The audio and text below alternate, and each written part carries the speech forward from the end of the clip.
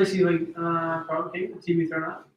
I don't know what the lag is. All right, welcome. I see 6 people on here already. We are live from the youth room at the Franktown Church. So glad to see you on here. We have a great church service lined up here, a digital church service. We have a guest speaker today, one who everybody who goes to the Franktown Church knows, and that is one of our elders, Josh Long. He's going to be sharing a little bit about their escape from Peru a couple weeks ago. They were down in Peru on a Maranatha mission trip when all of the borders in different countries started shutting down. And he's going to be sharing how his family was barely able to get out of Peru. And it's going to be a fascinating and inspiring story. I know you're going to enjoy that. I will say, as I have for the last several weeks, it sure is weird being here at church without any of you here at church. I mentioned on my phone message last night, I said, I wish that I could make an announcement saying, hey, it's potluck Sabbath this week. Bring some food and a little extra to share, like I always say on the messages. Because wouldn't it be fun to be able to be here at church and to have potluck together? I am sure looking forward to when that Sabbath happens and we can have potluck again. We are going to continue worshiping here online for the foreseeable future. I haven't heard anything back from the conference on when that will change. I know some things are changing within our conference in regards to our schools. Mile High Academy has indicated that they will be closing in-person school for the rest of the school year. It will be all online, and so I'm not sure if that will have the same effect for our churches through May or not, but we'll take it week by week and see how things go. And today is actually a day of fasting and prayer for the whole conference. And I would invite each one of you to join in praying for our community here and for our country, that this whole thing settles down, and for the health of people, so that we can get back to regular church, regular evangelism worship. We are going to be involved in some evangelism coming up, even though we're all kind of on lockdown.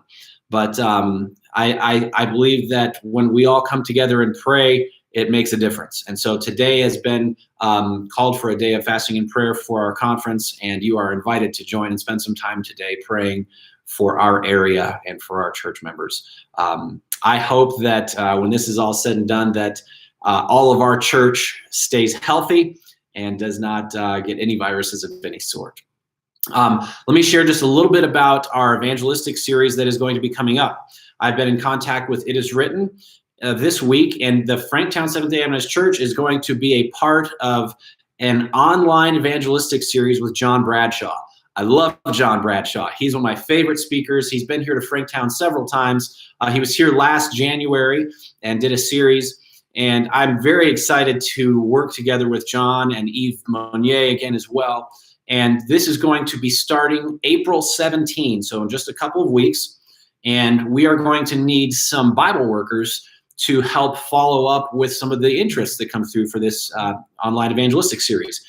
If you'd be interested in being a Bible worker and following up, please get in touch with me or Pastor Michael. And we would love to get you involved in that Bible worker training. It Is Written will be doing a whole set of training online. You can watch it at your leisure. It doesn't have to be at one specific time. It'll be an online class where you can go and check in and register and watch the training part and get certified to be an online Bible worker to follow up with some of our interests that we get through this series. So please add that to your prayer list as well. We are going to be having links to this throughout our whole area here. All around, probably within a 25-mile radius of Franktown, where I'm sitting right now, are going to be getting digital advertisements and invitations to this evangelistic series. And so I'm very, very excited about this. This is a huge opportunity. And a lot of people are spending a lot of time on their laptops, on their phones, on their iPads right now. And I think it's a great idea to be able to have an evangelistic series that is all digitally based, and use this as an opportunity to help spread the gospel. So kudos to It Is Written. I'm super excited to be able to join with them, and I'm praying that that we will get to connect with some of the people that live in our area and help point them to Jesus as well. All right, we are going to get started with our our worship time today. And for those of you that have just joined, we have Josh Long, who is here with me today. We have a congregation of 3 here at church today, myself, Pastor Michael, and Josh. And I have been looking forward to hearing Josh's story about barely making it out of Peru. I had been texting with Josh and Sharmony both saying, hey, are you guys going to get out? How are things going down there? What's the story? And I've heard chunks of it, but today we're all going to get to hear the whole story. And I know that you're going to be blessed in hearing how God helped their family. They were down with Burton Adventist Academy from down in Texas. And Josh's brother teaches there, and his dad, many of you know, who comes here to Franktown and visits, wonderful family. They were all down there helping out with Burton Adventist Academy with the Maranatha mission trip. And so I'm going to invite Josh to come on over and to share a little bit with you this Sabbath. All right. Good morning, everybody.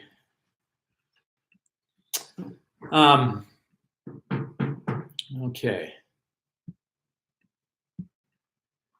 I'm having a hard time with this here. Okay. Let me. There it is. All right, we got the notes. We didn't maximize that, or you can just drag it if you like. All right. Thanks for bearing with me. Good morning. Welcome to a quarantine special at Franktown. I heard a funny news story just the other day about how upper body clothing has been selling out in stores across the U.S., but nobody's buying lower body clothing. Can you imagine that? I'm not sure I can believe that, but anyway. Good morning. I have a question for everybody. In text Pastor Michael with the correct number of times that I reference it. He has special points that he'll be awarding you. And I don't know, he hasn't told me what those can be utilized for yet, but please text Pastor Michael with the correct number of times that March was used during this message today. So a quick question, what do I have in common with Aaron Rodgers? If you're not a football fan, Aaron Rodgers is the quarterback of the Green Bay Packers. He's won a Super Bowl. He has the best career passer rating of any quarterback in NFL history, and also has the best touchdown to interception ratio in history. Yes, you may be thinking that sounds a lot like Josh. And if that's what you're thinking right now, just know that I love you. But if instead you're more of a rational persuasion, and that's kind of your orientation in life, Aaron Rodgers, you might be partly right, but you also might be partly wrong. Unfortunately for me, it is true that Aaron Rodgers has never really been accused of being a very I'm losing my notes here. You scroll on this. Okay. Apple versus iPad here, versus PC. So for those of you who are really even more observant, you may have already noticed that we're both being a little for intermittently bad facial hair. Got some this morning. But finally, on one serious note, we both recently took a fateful trip to Peru. Oh, okay. Psalm 46 verses 1 and 2 says, God is our refuge and strength, a very present help in trouble. Therefore will not we fear, though the earth be removed, and though the mountains be carried into the midst of the sea. It was 1:30 in the morning, and our 3 Maranatha bus drivers were speeding down the Peruvian highway with 72 kids, sponsors, and families in the rain toward a barricaded airport in Cusco, Peru, with riot police and military deploying an attempt to empty the streets. We had less than 23 hours until the Peruvian borders closed completely to international travel, and we were still more than 4,000 miles from home. Our flights had been canceled, and any remaining hopes of making it out of Peru seemed to be on life support and fading quickly. My mind was bellowing the question, how in the mission trip? We started looking for mission trips. We started looking for opportunities to serve, because we really believe and we really feel intuitively in our heart of hearts that our greatest ability. But about 4 months before we left on this fateful mission trip to Peru, God actually closed that option. And we were looking around one day. Sharmini said, "Hey, isn't your brother and your dad and Burton Adventist Academy, aren't they going to Peru with Maranatha?" And I thought, yeah, they are. So I called Aaron up and I said, Aaron, would it be okay if our family joined you in this Maranatha mission trip to Peru? he said, absolutely, Josh, we'd be thrilled to join you. And we were really excited about this because we were going to get to spend time with Aaron, with Carrie, with many childhood friends that we knew from the Arlington church, with the kids, with family, and with my dad as well, who is the build sector for this project. But Peru's safe, right? There are no dictators down there. There was no coronavirus at that time in Peru. No worries, right? If only we had known how really tragically wrong we were. In Psalms 32, verse 7, David says these words, "You are my hiding place. Trouble. You will surround me with songs of deliverance." And later in Psalms 41, verse 1, he says, "Blessed is he who considereth the poor. The Lord will deliver him in a time of trouble." These words have taken on an all new meaning to me now. And I want to share with you a little bit more about the details of our trip. Overall, the trip had a really good beginning for us. It began extremely well. As the group arrived in Lima, Peru, we discovered a really common bond of excitement about God, what we thought God might do that week. We enjoyed evening group worships with the kids, talking about how God has a very specific plan for all of our lives. Several of the high school kids began to sense God's calling for their lives, and it was so exciting to see that. There was an actress that came with us on this trip, Dr. Wong, and he brought more than 1,000 pairs of eyeglasses for the underserved people there in Lima, Peru. And Dr. Wong, by Wednesday of that week, was already almost out of eyeglasses because there was such a demand for the services that were being provided. In addition, we were doing some minor surgical procedures there in a little clinic. And for those of you who can see us, it sounds like we're going to need to walk to the office at this point because the internet signal missed down there in Lima. In fact, it was so compassionate that many of the patients began asking for Bible studies. And actually, a few of them were actually beginning to ask if they could come enjoy a church service with us on the coming Sabbath. The local pastor there in Lima seemed to be really overjoyed that the build team was progressing well and would have a new and larger church for all of these new people that wanted to come visit. The only slight hiccup was actually when our VBS team, about midweek, ended up experiencing a bit of a problem. Our VBS team began experiencing a little bit of a problem in that by midweek, due to a coronavirus case actually in Peru, we ended up having a little bit of an issue, and that the schools that the VBS team was scheduled to join began to cancel so that they could fumigate for coronavirus, however that's done. But when we had headed down to Peru, there was really no synergy with the medical clinic. They actually came to the facility that we were at. When they came about midweek, we began to experience real synergy as many of the kids that were coming there simply trying to keep up with all the kids that were coming for VBS, but also needing some medical care. On Sabbath, the church began to hear God calling them to ministry in their life. Nick, Matthew, Jordan, and many others began to really sense God calling them to serving other people. It was also really wonderful to see them praying for patients, inviting them for Bible studies, and even to church.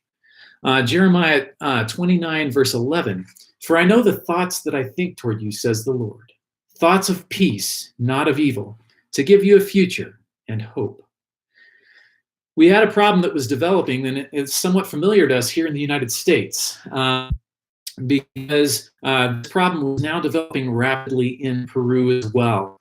One case of coronavirus about midweek when we were there had rapidly turned into 11 cases and then 71 cases by the weekend. We were scheduled to leave Lima on Tuesday morning, March the 17th. By this time, our itinerary had actually taken us from Lima to Cusco to visit Machu Picchu. We had an absolutely incredible time at Machu Picchu, and I can tell you it's actually been a dream of mine for my whole life to visit Machu Picchu, and it was absolutely incredible. On Sunday, we visited there, and we were really on a high, returning back to the hotel room Sunday evening at 8 p.m.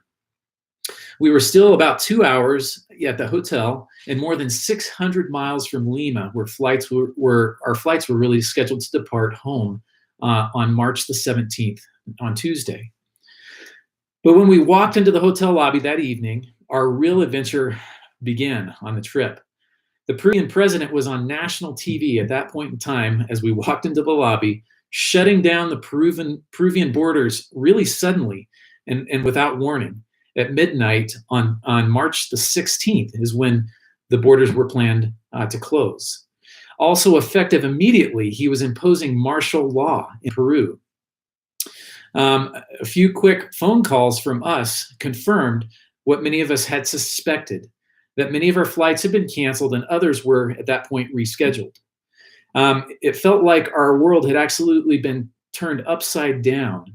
A seemingly plausible scenario began playing through our minds, many of us as adults, stranded in Peru in a hotel or hostel or an airport, martial law with soldiers forcing us inside with limited food and water at best, a large group of hungry high school students, probably thirsty as well, rapidly spreading coronavirus, the possibility of one or more of the students spiking a fever, quarantine, 15 days in Peru, possibly stretching on to 30 days or much more. And if only we had known how much crazier it was just about to get, we wouldn't have been worried at this point at all. Psalm 60, verse 11. David says this. He says, and this perfectly really summed up kind of some of our sentiments as this began to evolve. Give us help from trouble, for the help of man is useless. Later in Psalm 61, verse 2, David says this, from the end of the earth I will cry to you. When my heart is overwhelmed, lead me to the rock that is higher than I. We prayed, Lord, save us. We prayed as a group. Then many of the students broke out into groups of 3 to pray. Many adults then began immediately to work through the night to exhaust all contacts in the hopes of finding some way, any way, out of Peru. And all the time, we were sending up silent prayers as well. We prayed in our hearts, thanking the Lord, and actually surrendering to whatever God's outcome would be, but trusting him in his faithful hands. I admit it was tempting at the time to pray specifically, Lord, please get us home on the next flight, but it didn't seem quite right to us, knowing that Jesus had prayed, Lord, not my will, but your will be done. We began to really unite our hearts in praying that God's will would be done in our specific situation, and albeit we did have some remaining bias toward hoping his will was to get us home sooner than the Peruvian president had indicated we would be getting home. In Psalm 34:4, David says these words, I sought the Lord, and he heard me and delivered me from all my fears. And then later in verses 6 and 17, he actually says he saved or delivered them out of all their troubles. We certainly had fears, and now we had troubles piling up faster as well than we knew what to do with at the time. And I want to ask a couple of questions this morning. Do any of you have any trouble in your life or your home today?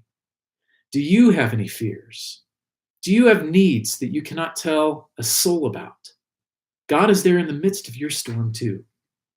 One of my favorite quotes from the book Education, pages 261 and 262 says, an intensity, some might even say a storm, such as never before was seen, is taking possession of the world. In amusement, in money-making, in the contest for power, in the very struggle for our existence, there is a terrible force that engrosses body and mind and soul. Can you relate with this kind of world today? In the midst of this maddening rush, God is speaking. He bids us come apart and commune with him.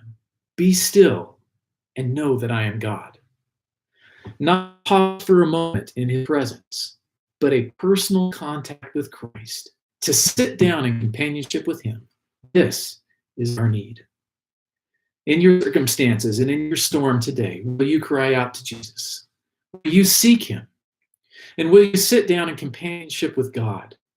The key here, and don't miss this, this is really, really important. The key here is to seek him even more than what you would imagine may be the best solution to your problem. The Desire of Ages is one of my favorite books after the Bible. Actually, it's the number 4 read book of all time of clergy of all denominations. And it says on page 363, in all who are under the training of God is to be revealed a life that is not in harmony with the world, its customs, or its practices. And everyone needs to have a personal experience in obtaining a knowledge of the will of God. We must individually hear him speaking to the heart. When every other voice is hushed, and in quietness we wait before him, the silence of the soul makes more distinct the voice of God. You see, there's a strange peace when we wait before God in silence. This peace can only be found when we recognize his presence and biblically fear God. When we are so awestruck by his presence and his majesty, there's nothing left in this world to fear. Paradoxically, then, fearing God frees us from having to fear anything in this world.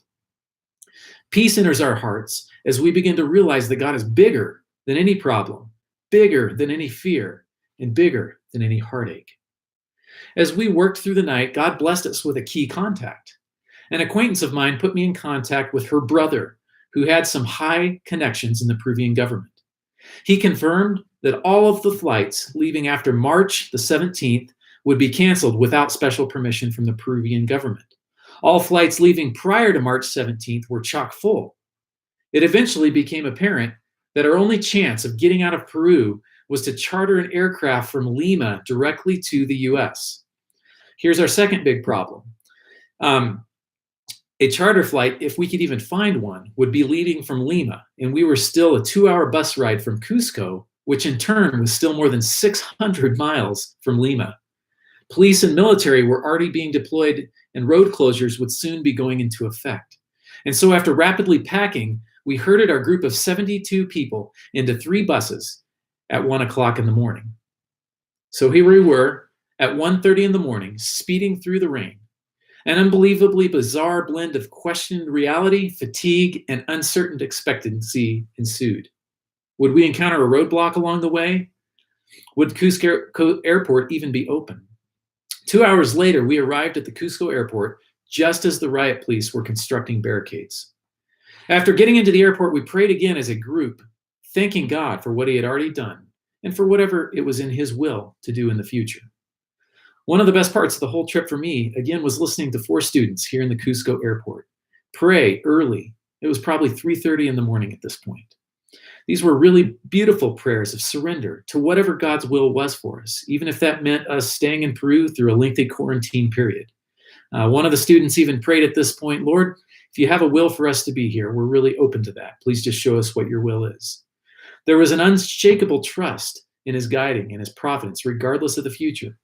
And there were prayers by the other students, prayers of praise, thanking God in advance for what he was about to do, even if we would be getting an extended, all-expense paid trip to staying in Lima for an extra 15 days or longer.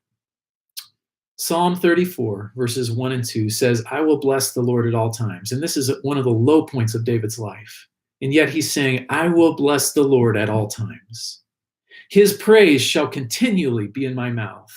My soul shall make her boast in the Lord. The humble shall hear of it and be glad. As time was running out on our border closure situation, it was amazing to hear stories about all of the people praying for us, all of you praying for us. The pastor in Lima had all of the Adventists in his zip code praying for our situation. There were people in Arizona praying for us.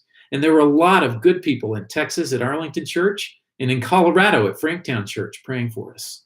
For all of you who are praying for us at this time, we feel so deeply grateful. I think I can speak for all 72 of us, for you lifting up our situation before God himself.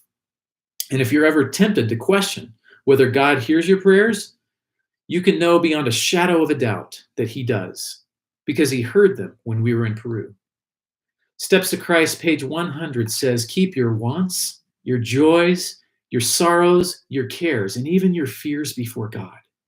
You cannot burden him. You cannot weary him. He who numbers the hairs of your head is not indifferent to the wants of his children. The Lord is very pitiful and of tender mercy. His heart of love is touched by our sorrows and even by our utterances of them. Take to him everything that perplexes the mind. Nothing is too great for him to bear. He holds up worlds. He rules over all the affairs of the universe. After prayer, many of the students went to sleep. We continued working with our contact. Our group leaders communicated by this time that our previously scheduled flight from Cusco to Lima had been confirmed that evening. Thank God. However, with the airports in both Cusco as well as Lima full of trapped people, obviously there would not be any room for standby passengers, and certainly not 72 of us.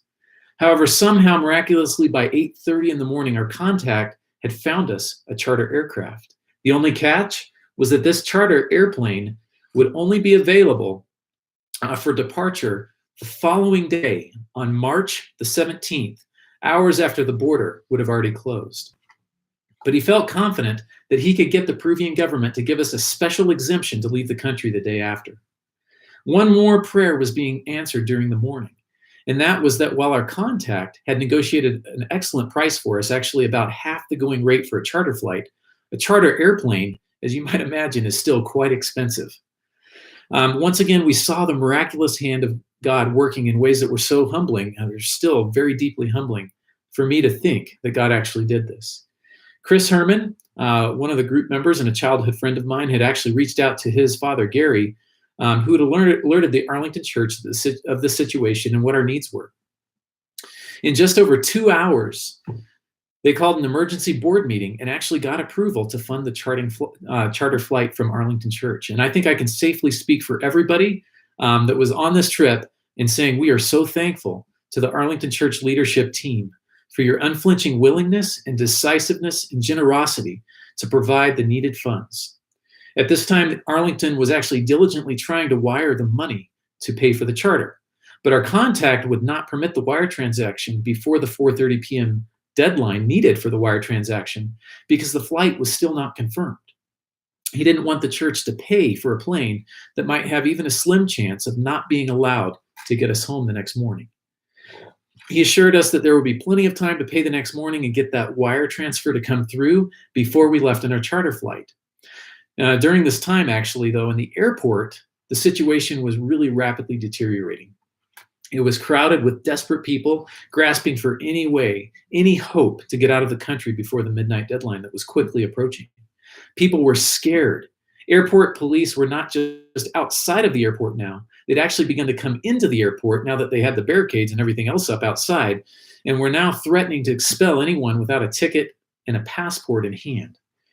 They were also doing random temperature checks, and unfortunately, after a sleepless night and many sunburns throughout our group members at Machu Picchu, actually several of the kids were now running low-grade temperatures. This caused more than just a little bit of anxiety for our group. Have you ever noticed that sometimes just when you think you have it made and you begin to relax, that's when things are just about to get really crazy? Sure enough, this is where things really begin to derail for us, and the wheels started coming off just a little bit. Just before we boarded the flight from Cusco that evening, our contact called again and said, "We have some good news and we have some bad news." The bad news was that the government was now firm. No special permissions at all were going to be granted for our charter aircraft to leave the next morning. After I caught my breath, very fortunately, there was good news as well. And the good news was that God once again had foreseen this and had provided in a very miraculous way. Our contact had actually located a plane through his connections with the airline that was actually already available and on the ground at that point in time, but it had to leave that night, and they still needed to find a flight crew. And so he was now working on getting a flight crew to be able to staff that plane so we could get out before the midnight deadline. This plane was a real miracle. But in order to make it onto this plane, there was a catch. Our flight from Cusco had to be on time, leaving at 6:30 p.m. sharp and arriving on time in Lima. So you can imagine how the stress level rose palpably when we boarded the flight on time, only to hear over the loudspeaker that the plane would not be leaving Cusco for another 30 minutes. The only good news in this situation was that we now had 2 full hours to pray. Also in Cusco, we'd begun to pick up some passengers who were also desperate to leave Peru. God was working an exodus from Peru, and he had even bigger plans than just getting the 72 of us out. The first group was a group of 3 student missionaries from Southern. As time went on, it included 8 visiting relatives of one of our group that happened to be in Peru at the time. There were 2 foreign exchange students, and also 3 physicians from Canada. While we were thrilled to be able to help share our miracle with as many people as we could, we were actually very concerned now about whether we would have time to get them onto our passenger list. Usually that's a 24-hour process to get that passenger list set in these types of situations. Before we left Cusco, we had thought we had gotten all but 3 of their names to our contact, who we thought had passed them on to the airline. But when we landed in Lima, things began unraveling really quickly. First of all, we were already 30 minutes late. Secondly, one of our additional passengers, none of our additional passengers were listed on the passenger list, and 3 of them were not even at the Lima airport yet. They were at their hotel. The last thing, and the third thing here, and this was actually most concerning, is that we had to go outside of the airport to get from the domestic terminal where we were to the international terminal where our flight would be leaving. This presented a major challenge for us in that the streets outside the airport were filled with soldiers, riot police, and airport security intent on not allowing anyone without a boarding pass to enter the international airport. Our problem was that since our flights had been chartered while we were in the air, none of our group had a boarding pass. And now we had 16 additional passengers that were not even on our on the list for our aircraft. This was beginning to seem like a recurring theme at this point. An impossible situation, impossibly bigger God. And once again, we were very humbled to just watch and to see what God was waiting to do in a very impossible situation. God is our strength and refuge, a very present help in trouble. Therefore will not we fear, though the earth be removed. Another contact that we had previously been working with to get in touch with the U.S. Embassy in Peru, Nick Reyes, worked for the U.S. Embassy in Panama as well. When we discovered that none of our additional passengers were even listed on the flight, my brother Aaron called him right away and got him all of the info for our additional passengers. Miraculously, within about 20 minutes, somehow our 3 additional passengers had made it all the way across town and were with us now. And all of our additional passengers, the 16 of them, were somehow listed on the flight. I still don't know how this happened, except to say that God is not only beyond our ability, but far beyond, actually, our imagination. However, we still had a big problem. Our plane was on the ground, and generally you need to be checked in about 2 hours before an international flight. However, we couldn't even get into the airport at the international terminal, and we were already inside that critical 2-hour window. 20 minutes passed with us haggling with the airport security in every possible way to get into the airport. Then 40 minutes. No matter how we tried to negotiate and show them flight info, they were determined not to let us in.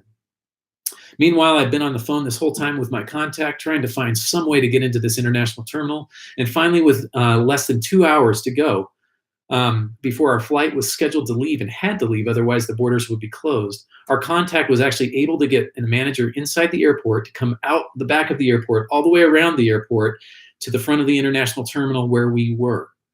When he flashed his badge, it was great relief in all of our hearts. The security finally stepped aside and allowed us to come into the airport. At this point, we had no time to spare. We had to gather around 85 passports to get passengers checked in and luggage checked with no margin for error. At this point, contact told me to emergently get to the ticket counter just to actually let them know that we were here. As this started happening, we had another huge problem. Time was not actually the biggest problem at this point. We were actually not as worried about the time as we were about the second problem, which was actually going to be a really enormous problem for us. We had actually not paid for the flight yet. And even though the funds had been approved by Arlington, we had no way to get a wire transfer through to the airline at this time of the night. I mean, it was rapidly approaching midnight when our flight was supposed to leave. Have you ever gotten to fly free with 85 people? If you've ever found an airline that would do that with you or for you, please let me know. I'd like to start flying on that airline. And while an airline is actually not even likely to let one person sneak onto a commercial airplane free of charge, it's certainly not going to let an accidental 85 people somehow get onto the flight without paying one dime. As we all know, there's no airline in their right mind that would do this, in spite of any of the circumstances that we were in. I was actually, through this entire circumstance, I was earnestly praying for at least temporary insanity by the airline or any other miracle that God could possibly work. and the remaining time just actually turned into an absolute blur. I still had my contact on the phone and began reminding him about our payment situation. My jaw actually almost hit the counter when the airline attendant said that our contact had vouched for us and payment was not a problem. What? Payment is not a problem? I almost blurted out. And then I caught myself just in the middle of time. I didn't want to talk her out of it. Also, thanks to God working through Jamie, Christina, Aaron, and Charmony's calm organization, somehow we got all 85 passengers checked in with luggage in under 10 minutes. We all scrambled through security just in the nick of time. Again, without even paying. This is just such an amazing thing to me. We were allowed to get on the flight. After watching God unfold miracle after miracle after miracle, just to get us to this point, I have to admit that it didn't actually feel that surprising that we were allowed to get on the flight. I just felt very, very hugely relieved. Watching God work on our behalf has a tremendous effect on a person. And I can tell you for me that it was extremely humbling, and it evoked the deepest emotions of gratitude, as I recognized really more than anything that even our imperfect, flawed, and sinful selves were being saved by an almighty God that was almost more than I could comprehend. I could not even really contain my overwhelming sense of gratitude to God. The cabin door closed and the wheels lifted off the runway at about 11:52 p.m. on my phone, just 8 minutes before the border closed to international travel. What's really amazing about this, in Jeremiah chapter 33, verse 3, there's this wonderful verse. It says, "Call unto me, and I will answer you, and show you great and mighty things which you do not know." Sitting here this morning now, nearly 3 weeks after our exit from Peru, I've been reading stories of thousands of people just like us stranded in Peru. Some have finally made it out, but many others are projected to be stuck down there, possibly into early summer. 15-day border closure? Sure, we found out that the local Peruvian translation for 15 days really means 90 days, or maybe we'll just make you a Peruvian citizen. That could have been us. Applying all of the known rules of logic, it actually should have been us. Yet somehow it was not. This experience begs me to reflect on just what happened, and not just what happened, but also how it happened. What are the odds that we could have gotten 72 people into the Cusco airport before it closed? What were the odds that we could have possibly been able to get a charter flight lined up when people couldn't even get onto standby flights? What were the odds that a church board would not only be generous enough to fund a charter flight, but also to get board action in around 2 hours? What are the odds that when it became clear that our first charter wouldn't get us out in time, that a second charter aircraft was already on the ground and would be right there waiting for us and empty? What were the odds that we could get 16 additional people onto our passenger list with only around 20 minutes and only about 20 minutes of time? What were the odds that we could get back into the Lima International Airport in time to catch our flight at that specific terminal where they weren't letting anybody in? What were the odds that we could get onto the charter flight and fly all the way back to Miami without paying 1 red cent? If I hadn't have experienced this in person, I have to be honest with you. I admit that in my weakness of faith, I might be tempted at this point to start counting the odds that this could have all happened by chance.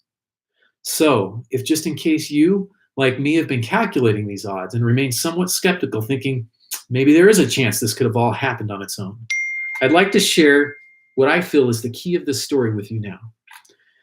What I'm about to share with you is, in my opinion, the best part of this whole story. And it's the reason that I believe wholeheartedly that what we have witnessed was actually a miracle worked out by the hands of God himself. You see, about a week before we even left town for this mission trip, before there was even one documented case of coronavirus in all of Peru, before we had any idea that the borders would close suddenly, before we even knew that we would need a miracle, I had a chance encounter with a patient of mine in clinic, and his wife just happened to come to the appointment. They'd actually seen me a few weeks before as well, and were now here for a return visit. After the appointment was over, we happened to start talking about the upcoming trip that we were taking to Peru. The patient's wife said, "Oh, Dr. Long, you know that I'm from Peru, don't you?" I said, "No, I didn't know that." She said, well, if you get into trouble, you call this guy right away. And she held up her cell phone. She, with her cell phone kind of whipped out right in front of me, she said, take a picture of this. She actually made me take a picture of this. I said, who is this guy? She said, this is my brother. He's the ex-minister of justice for Peru, which is like our Secretary of State here in the United States. She said, if anyone in your group gets into trouble, you call him. Tell him you know me, and he'll come get you. He knows everyone in Peru. She later told me actually that between these two appointments, she had an overwhelming sense that something would go wrong on our trip, and she was losing sleep over the fact that she had not shared her brother's name with me at that first visit. This man, her brother, the ex-minister of justice of Peru, just happened to be the only human contact with enough Peruvian clout that God could have used him to persuade an airline on short notice to arrange a charter and discuss the possibility of special permission with the Peruvian government. The only contact that could become even more persuasive to get us a last-minute flight crew together once the second Miracle charter became available during our 90-minute flight from Cusco to Lima, and also to have it ready for us to leave 8 minutes before the borders closed to international travel. He was the only contact with enough political clout that he could have gotten us into the international terminal just in the nick of time. The only contact that could have given us, given his name actually, as collateral for us to get on that flight before we even paid 1 cent for it. The only contact, the perfect contact, was Gustavo Adrianzin, the former Minister of Justice of Peru. You see, God knew all along, and God prepared a way out of Peru 2 weeks before we ever knew that we might possibly even need it. This makes Isaiah 65:24 an even more special and precious verse to me going forward today. This verse says, and it shall come to pass that before they call, I will answer. And while they are still speaking, I will hear. God probably could have snapped his fingers and just have gotten us out of Peru by himself. Or he could have spared us significant misery and anxiety by having the Peruvian president push back the closure of the border just one more day. Could he have done this? Absolutely he could have. But I can almost see the great big smile on our Heavenly Father's face a week before we even left, thinking to himself, oh, but this story is going to be so much better. Our greatest point of need is God's happiest moment, because in that moment, our hearts cry out to him for help. He knows that only then do we often see him clearly, as he truly is. As we are awestruck by his presence, he shares his intimate presence with each of one of us as we watch him provide and watch him deliver. Watch him unfold the miraculous and impossible story in our lives today. Steps to Christ, page 100 says, nothing that in any way concerns our peace is too small for him to notice. There is no chapter in our experience too dark for him to read. There's no perplexity too difficult for him to unravel. No calamity can befall the least of his children. No anxiety harass the soul.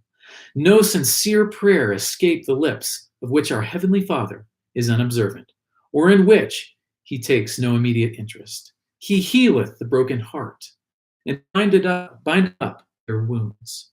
The relations between God and each soul are distinct and full, so distinct and full that there is not another soul upon the earth, that is though there is not another soul upon the earth to share his watch care, not another soul for whom he gave his beloved Son. This is life in him. This is faith in him. This is relationship in him. What is your response today? Sitting at home. The only response that is possible in my heart is a river of gratitude and praise that overflows my very being. Genuine closeness with the maker of the universe is the greatest treasure that you or I can ever imagine experiencing. And this is God's fondest wish all along. Our hope and our trust in him grow stronger for our next rainy day. This is the journey of faith. Maybe, just maybe, like all 72 of us, God has you on a journey of your own today. Maybe, just maybe, you have a struggle in your life. Maybe, just maybe, you have a situation in which you don't know what to do, a situation that seems hopeless or maybe even impossible. Or maybe you feel afraid of the unknown, of these uncertain times. God is our refuge and strength, a very present help in trouble. While we were sitting in the Cusco airport, my patient's wife said something very interesting to me on the phone. She said, "Dr. Long, you know the big guy upstairs. I just know the little guy in Peru. What if we'd gone to Haiti instead of Peru? What if we decided that the world was just too uncertain of a place to take a mission trip at this time? What if we decided to just stay home? We could have played it safe, or perhaps even gone in a different direction, and we would have missed out on an unbelievable miracle that God had in store for us all. He had this in store for us all along, a miracle that he'd planned for us long before our need ever arose, a miracle and a stepping stone in the important journey of our faith. So today, who is your big guy upstairs? And what is your challenge in life? Your trial, your obstacle? Rest assured that God in his loving and tender providence has already provided for you. Your God is bigger than any impossibility. Focus on God. Focus on him instead of the problem, and see just how small your problem becomes. Thank your God for how he has already provided for you, even before you know what the solution is. And maybe, just maybe, you'll see that God had your solution in store for you long before you ever knew that you would need his help. This, above all things, is what brings your Savior genuine happiness. Because you see, impossible situations are really just a warm-up for him. And really not the most important thing in the grand scheme of things to us either. Our salvation actually is seismic magnitudes of greater importance to God. Who cares if I get out of Peru, but I'm lost forever because I still don't know Jesus, my Savior? Our God will actually stop at nothing to save us. This is why the biggest smiles on God's face are there when you have finally recognized your need for him. Willingness to serve Jesus also doesn't necessarily mean that we will be spared every trial in life. Psalm 34:19 says, "Many are the afflictions of the righteous, but the Lord delivereth him out of them all." Isn't this the point? Whether or not we have been struggling, stranded fearfully in Peru after all the flights have departed, or whether God has already provided a miraculous intervention, God still cares. God still hopes that you will personally connect with him, especially if we are stuck in what we feel like are bad circumstances. God is even nearer than we might possibly imagine. And however painful or terrifying our circumstances, God will still make sure that he cares for you. That it will turn out in such a way that looking back on your life, you wouldn't change one bit, even for the world. You see, when you are at the point of your life, when you need a miracle the most, God will perform the time you want. We can see the beauty of God providing miraculously for us if we have no need, or if we have all the solutions to our own problems. Sometimes the greatest blessings in life are only possible to witness in impossible situations. What is God asking you to do today? What problems are just around the corner in your life? Rest assured that God, in his loving, tender providence, has already provided for you. Will you rest your storm-tossed life in his sure hands today? Will you give him your struggles, your failures, and your shame? Will you trust him with your fears and your pain? Will you say to God, "Here is my life, take all of it"? Then he will reply to you, "My precious child, I will never leave you, nor forsake you. Be still and know that I am God." Thank you. Thank you, Josh. What an incredible story and testimony, and I am sure glad that you all made it out of Peru. As someone who's lived out in a lot of mission trips around the world, I was on the edge of my seat, and it's so cool to see. Now, this was Jay Song's first mission trip. I've been on a mission trip with Josh and Sharmini and their two older boys, but Jace, this was his first mission trip, and what an exciting mission trip to be on. You know, as Josh was sharing, there was the lyrics to a song popped into my mind that reminds us that God can take care of things that seem bigger than we can imagine. And it's a song by one of my favorite guitar players. His name is Kebmo. And it's an old spiritual called Hand Over. And the words go like this: If your problems won't go away and you're worried both night and day, hand it over, get on your knees and pray. If you're sick, feeling low, got no money, got nowhere to go, hand it over, get on your knees and pray.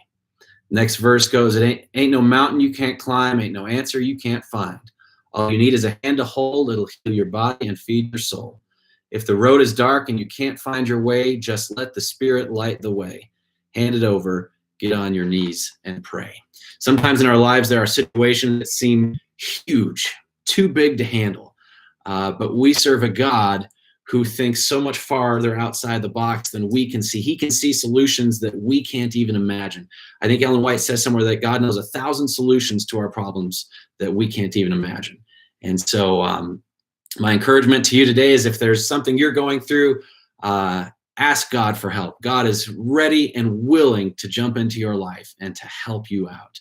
I love those scriptures that Josh just shared, how God knows before we even ask how to help us best. A saying that I love, it says, don't tell God how big your problems are, tell your problems how big your God is. That's always been one of my favorite sayings because we serve an awesome God. All right, thank you so much for joining in. I hope you were blessed today in hearing Josh's testimony. I am so glad that the whole Burton group got out okay and that they're all home safe and sound. Mission work is exciting. Never a dull moment when you're doing missionary work. What an awesome story. All right, that's it. God bless each one of you. Happy Sabbath. We'll see you right here next week for Sabbath school and for church. Have a great rest of the Sabbath. Bye-bye.